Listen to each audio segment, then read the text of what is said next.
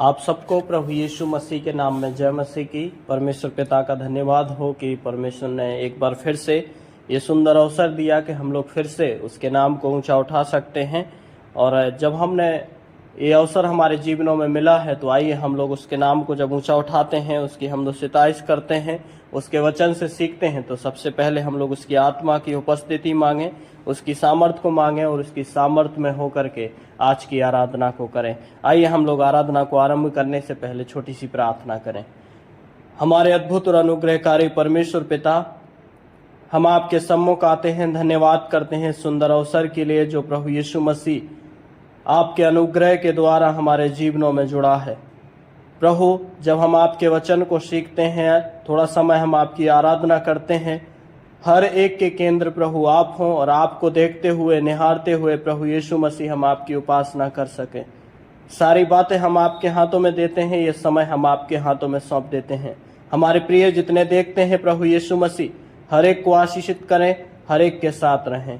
सारी बातें आपके हाथों में देते हुए विनती उद्धार करता मसीह यीशु के नाम से मांगते हैं, आमीन।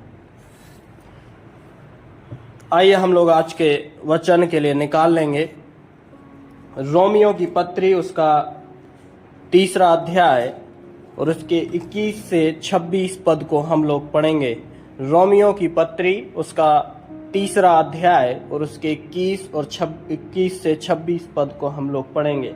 लिखा हुआ है, परंतु अब व्यवस्था से अलग परमेश्वर की वह धार्मिकता प्रकट हुई है जिसकी गवाही व्यवस्था और भविष्यवक्ता देते हैं, अर्थात परमेश्वर की वह धार्मिकता जो यीशु मसीह पर विश्वास करने से सब विश्वास करने वालों के लिए है। क्योंकि कुछ भेद नहीं, इसलिए कि सबने पाप किया है और परमेश्वर की महिमा से रहित हैं, परंतु उसके अनुग्रह से उस छुटकारे के द्वारा जो मसीह यीशु में है सेत में धर्मी ठहराए जाते हैं। उसे परमेश्वर ने उसके लहू के कारण एक ऐसा प्रायश्चित ठहराया है जो विश्वास करने से कार्यकारी होता है कि जो पाप पहले किए गए और जिन पर परमेश्वर ने अपनी सहनशीलता के कारण ध्यान नहीं दिया, उनके विषय में वह अपनी धार्मिकता प्रकट करे, वरन इसी समय उसकी धार्मिकता प्रकट हो कि जिससे वह आप ही धर्मी ठहरे और जो यीशु पर विश्वास करे उसका भी धर्मी ठहराने वाला हो। ये परमेश्वर का जीवित वचन है जो आपके सामने पढ़ा गया।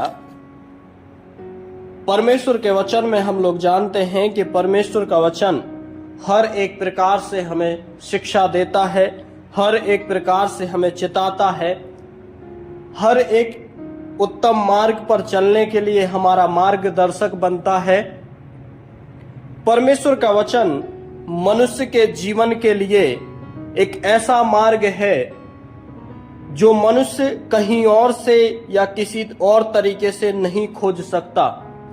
परमेश्वर का वचन ही है जो एक मनुष्य, एक विश्वासी के लिए प्रभु यीशु मसीह की ओर ले जाता है और प्रभु यीशु मसीह के द्वारा धर्मी ठहराता है और प्रभु यीशु मसीह में जो विश्वास करता है उसे उद्धार प्राप्त होता है। परमेश्वर के वचन से जो आपके सामने पढ़े गए, हमने उसको ध्यान पूर्वक पढ़ा है। और यहाँ पर परमेश्वर का वचन जब कहता है कि परंतु अब व्यवस्था से अलग परमेश्वर की वह धार्मिकता प्रकट हुई है जिसकी गवाही व्यवस्था और भविष्यवक्ता देते हैं, अर्थात परमेश्वर की वह धार्मिकता जो प्रभु यीशु मसीह में प्रकट होती है और जिसके विषय में हम लोग भली भांति जानते हैं और जिसकी गवाही धार्मिकता, व्यवस्था और परमेश्वर का वचन पूर्ण रीति से स्पष्ट कर देता है। रोम की कलीसिया के लिए पौलुस इस पत्री को लिखते हुए चिताता है या बताता है कि किस प्रकार से हमें परमेश्वर में बने रहना है, किस प्रकार से हमें उसकी आवश्यकता है। क्योंकि हम जानते हैं कि हर एक व्यक्ति, हर एक मनुष्य किसी ना किसी रीति से पापी है और किसी ना किसी रीति से पाप की दलदल में धंसा हुआ है। जब हम लोग पाप के विषय में देखते हैं तो परमेश्वर का वचन बताता है कि मां के गर्भ से ही हमने पाप के द्वारा जन्म लिया है और पाप के द्वारा हम जन्मे हैं। और जब यहाँ पर पाप के विषय में बात आती है तो परमेश्वर का वचन स्पष्ट करता है और 3 और उसके 23 में लिखा हुआ है कि इसलिए कि सबने पाप किया है और परमेश्वर की महिमा से रहित हैं। परमेश्वर की महिमा से रहित होना अर्थात उसके प्रकाश से, उसकी ज्योति से, उसके अनुग्रह से, उसके वचनों के भेदों से और उसके पराक्रम से वंचित हो जाना या उससे दूर चले जाना। लेकिन प्रभु यीशु मसीह हमारे और आपके लिए उस पाप के छुटकारे के कारण बन गए जिसके द्वारा हम परमेश्वर के समक्ष अपने आप को ले जा सकते हैं। जब हम लोग इस पाप के विषय में देखते हैं तो यहाँ पर परमेश्वर का वचन 2 पर 2 बातें बताता है जो पौलुस रोम की कलीसिया के लिए स्पष्ट करता है। वो है व्यवस्था और दूसरी है धार्मिकता। इन दोनों के विषय में हमें जानना अति आवश्यक है, क्योंकि व्यवस्था जो है, व्यवस्था आपको बता सकती है कि पाप क्या है, कैसे पाप करते हैं, कौन से काम करने से आप पाप करते हैं।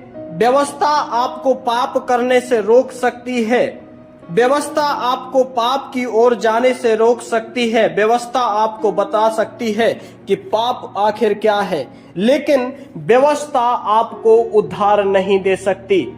व्यवस्था आपको उद्धार के पथ पर चलने के लिए मार्गदर्शित तो कर सकती है, लेकिन व्यवस्था आपको उद्धार नहीं दे सकती। अगर उद्धार हमें चाहिए, अगर उद्धार की ओर हमें बढ़ना है, अगर हमें परमेश्वर की उस धार्मिकता की ओर बढ़ना है तो हमें यीशु मसीह में होकर के जाना होगा, क्योंकि परमेश्वर का वचन साफ और स्पष्ट कर देता है, कहता है मार्ग, सत्य और जीवन मैं ही हूं, बिना मेरे द्वारा कोई पिता के पास नहीं पहुंच सकता।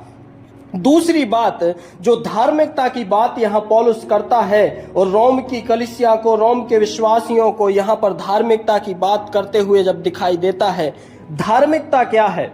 धार्मिकता जब मनुष्य जिस अवस्था में पड़ा हुआ है, मनुष्य जैसी अवस्था में है, जैसे भी स्थान में है, जहां भी फंसा हुआ है, परमेश्वर की धार्मिकता यीशु मसीह में हो करके उसी अवस्था से मनुष्य को निकाल करके लाती है और वो अपने योग्य बनाती है। और यीशु मसीह उस अवस्था से निकाल करके अपने उस क्रूसीकरण के द्वारा, अपनी उस असहनीय पीड़ा के द्वारा, अपने उस क्रूस पर चढ़ाए जाने के द्वारा और वो अपने आप और अपने अनुग्रह के द्वारा उसी अवस्था से निकाल करके उसे उद्धार के मार्ग की ओर ले जाता है।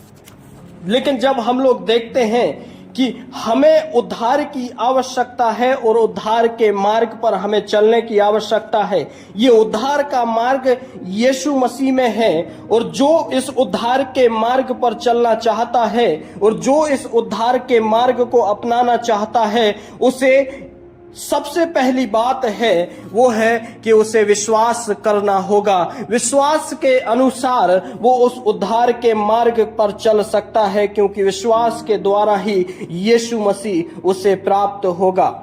और विश्वास एक मसीही जीवन के लिए उतना ही आवश्यक है जितना कि शरीर के लिए भोजन और पानी आवश्यक है। एक विश्वासी के लिए उतना ही आवश्यक है विश्वास जितना कि शरीर के लिए भोजन और पानी। अगर हम विश्वास करते हैं और विश्वास के साथ आगे बढ़ते हैं, तब हम उद्धार के मार्ग को पहचान सकते हैं, उद्धार के मार्ग को अपना सकते हैं और उस उद्धार के मार्ग की ओर बढ़ सकते हैं और उद्धार के मार्ग पर हम लोग चल सकते हैं।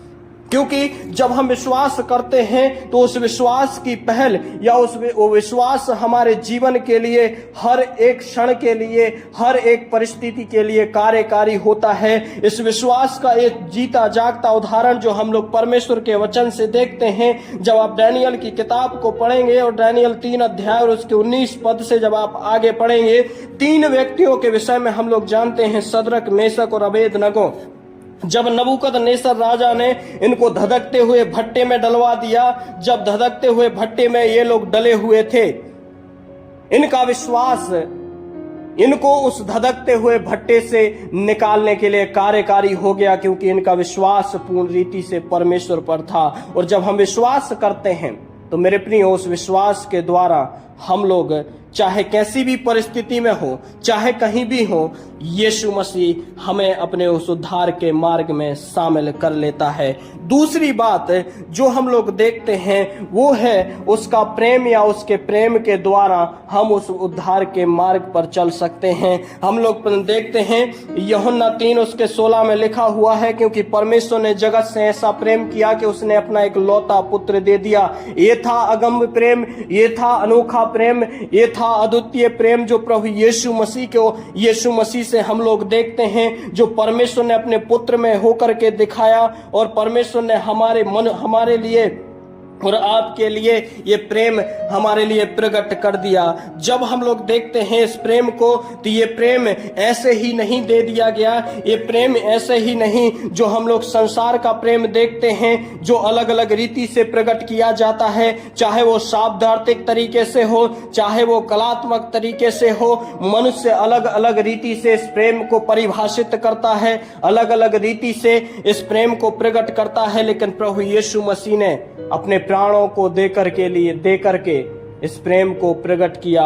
और इस प्रेम के विषय में हम लोग जानते हैं, ये प्रेम हमारे लिए और आपके लिए उद्धार का मार्ग बन गया। ये प्रेम हमारे और आपके लिए जीवन का मार्ग बन गया। और इसके द्वारा हमने उसके बड़े अद्वितीय प्रेम को देखा, और जीवन में हमने उस उद्धार के मार्ग को देखा जो हमारे और आपके लिए खुल गया। ये हमारे और आपके लिए क्रूस पर चढ़ गया और उस बड़ी वेदना को सह लिया। अगर हमें इस उद्धार के मार्ग को अपनाना है तो हमारे लिए आवश्यक है कि यीशु मसीह पर विश्वास करना ही होगा। मेरे प्रियो, उस उद्धार के मार्ग के कारण यीशु क्रूस पर चढ़ा और अपने प्राणों को दे दिया। पौलुस आज रोम की कलीसिया के लिए, रोम के विश्वासियों के लिए यही कहना चाहता है, और हमारे और आपके लिए आज यही कहना चाहता है कि सबने पाप किया है और परमेश्वर की महिमा से रहित हैं। अगर हम परमेश्वर की महिमा से रहित हैं तो आवश्यक है कि हमें यीशु मसीह में से होकर के जाना होगा, क्योंकि यीशु मसीह कहता है, मार्ग, सत्य और जीवन मैं ही हूँ, बिना मेरे द्वारा कोई पिता के पास नहीं पहुँच सकता। हमारे लिए आवश्यक है, क्या हम अपने आप में ये जानते हैं और ये समझते हैं कि हम पापी हैं और पाप की दशा में हैं, और इस दशा से हमें यीशु मसीह निकाल सकता है। और पौलुस इस चीज को बड़े अच्छे तरीके से स्पष्ट कर देता है और प्रायश्चित का कारण भी बताता है कि अगर प्रायश्चित करोगे तो किसमें करना है। और वो यीशु हमारे और आपके लिए आज खड़ा हुआ है, चाहे हम किसी भी दशा में हो, चाहे हम कहीं भी हो, उस दशा से निकालने के लिए यीशु हमारे लिए आज बाहें फैलाए खड़ा हुआ है। क्या हम इस उद्धार के मार्ग में प्रवेश करना चाहते हैं? क्योंकि हम भी पापी हैं और पाप की दशा में बने हुए हैं। अगर इस दशा से निकलना है तो उसकी धार्मिकता बाहें फैलाए हुए हमारे और आपके लिए खड़ी हुई है। प्रभु हमारी और आपकी सहायता करे ताकि हम भी इस उद्धार के मार्ग को अपना सकें और चल सकें। प्रभु आप लोग को आशीष दे।